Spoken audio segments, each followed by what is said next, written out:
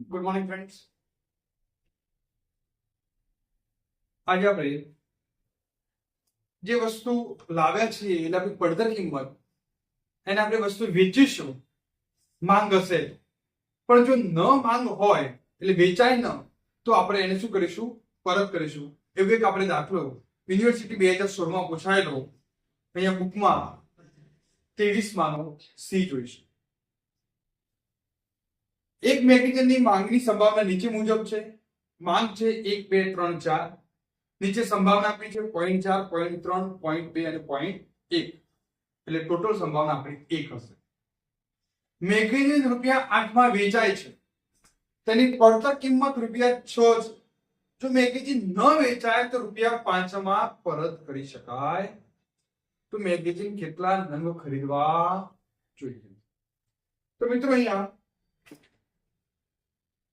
મેં થોડું બે લખી રાખ્યું છે, ધ્યાન આપો. મેગેઝિનની વેચાણ કિંમત કેટલા રૂપિયા છે? ₹8. એની પડતર કિંમત કેટલા રૂપિયા છે? ₹6. તો 8 માં વેચીશું તો નફો કેટલો થશે? ₹2. મેગેઝિન ન વેચાય તો પરત જાય છે. પડતર કિંમત ₹6 હતી અને પરત જાય તો પરત કિંમત ₹5 મજૂરી મળે છે. તો નુકસાન કેટલા રૂપિયા થવાનું? ₹1 નુકસાન થશે ને. 6 માં લાવ્યા હતા, વેચાય તો વેચજો, ન વેચાય તો મેગેઝિન પરત કરજો. તો 5 માં પરત કરે તો આપણે નુકસાન ₹1 થશે. અને જો પરત ના જો તો આપણે નુકસાન કેટલું થયું? ₹6 નુકસાન થાય ને. પણ એ પરત લઈ લેશે, પણ પૂરેપૂરા નથી આપતા, પણ ₹5 જ મજૂરી આપે છે. તો ₹1 આપણે શું થશે? તો એ જુઓ, સપ્લાય પુરવઠો 1 મેગેઝિન, 2 મેગેઝિન, 3 મેગેઝિન, 4 મેગેઝિન આપણે મંગાવીએ તો સામે માંગ છે 1, 2, 3 અને 4. હવે એ ધ્યાન, એક મેગેઝિન લાવીએ છીએ અને એક જતું રહે છે મેગેઝિન, તો નફો કેટલા રૂપિયા થવાનો? ₹2. એક લાવ્યા, 2 માંગ છે તો પણ એક જ જશે અને એનો નફો ₹2. આટલાથી કોન્સ્ટન્ટ 2, 2 અને ₹2 નફો. 2 મેગેઝિન લાવ્યા હતા, એક જ જાય છે તો ₹2 નફો થશે, પણ એક નથી જતું, તો એક નથી જતો તો ₹1 નુકસાન થવાનું. તો 2 માંથી 2 નફો થયો, 1 નુકસાન, તો ખરેખર નફો કેટલો થયો? 2 મેગેઝિન લાવ્યા હતા, બંને મેગેઝિન વેચાઈ જાય છે તો એક મેગેઝિનના ₹2 નફો, 2 મેગેઝિનના કેટલા નફો? 4. આટલેથી કોન્સ્ટન્ટ 2 લાવ્યા છે, 3 માંગ છે તો પણ 2 જ વેચીશું ને, આપણી જોડે 2 છે તો 2 ગુણ્યા 2 નફો 4. 3 મેગેઝિન લાવ્યા, એક જ મેગેઝિન વેચાય છે તો એમાં ₹2 નફો થશે, પણ 2 નથી વેચાતા તો એક નુકસાન, તો 2 નું કેટલું નુકસાન? 2. તો 2 નફો અને 2 નુકસાન 0.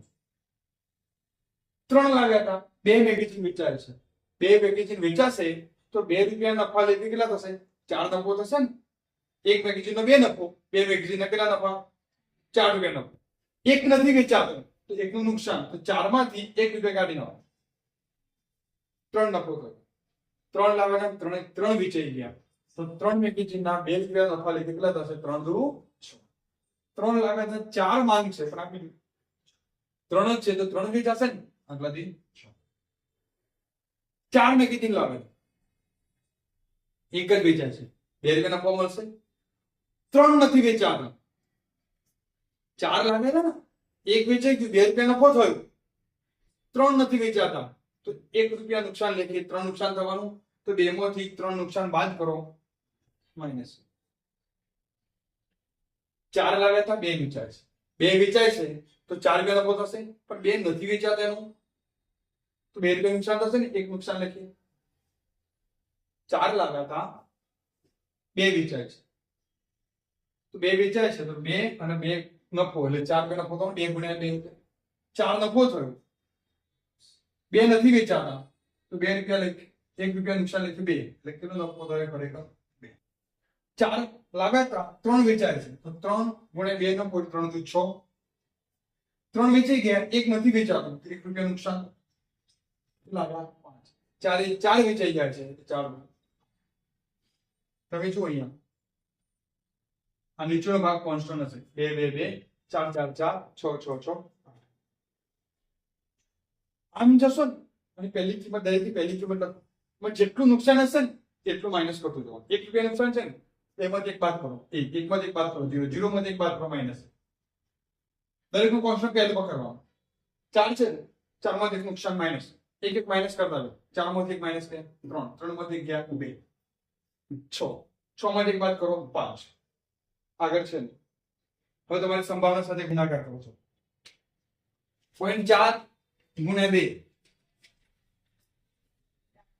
0.8 0.6 0.4 0.2 ટોટલ 6 4 10 ને 2 0.4 ગુણ્યા 1 0.4 1.2 0.8 0.2 10 અને 2.6 0 3 point 12 2.7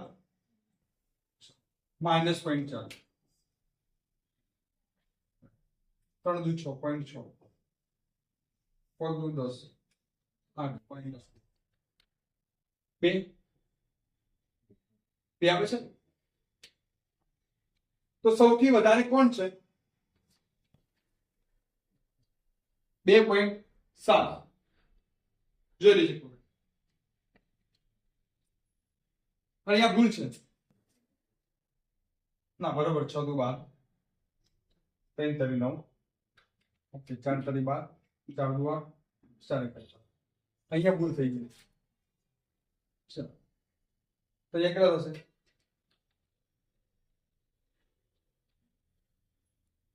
2.8 ઓકે થઈ ગયું. સૌથી વધારે કોણ છે?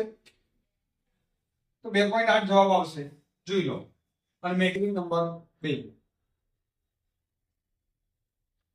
કયું મંગાવવાનું છે?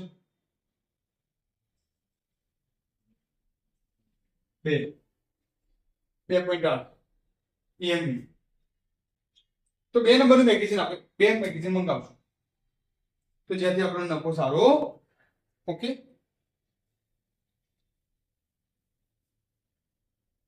આમાં બીજા દાખલા પણ તમે ગણતરી કરતા રહેજો. તો આ ચેપ્ટરમાં આપણે જેટલી પદ્ધતિ હતી બધી પદ્ધતિના દાખલા ઘણી કાઢ્યા છે. આટલે આ ચેપ્ટર પૂર્ણ થાય છે.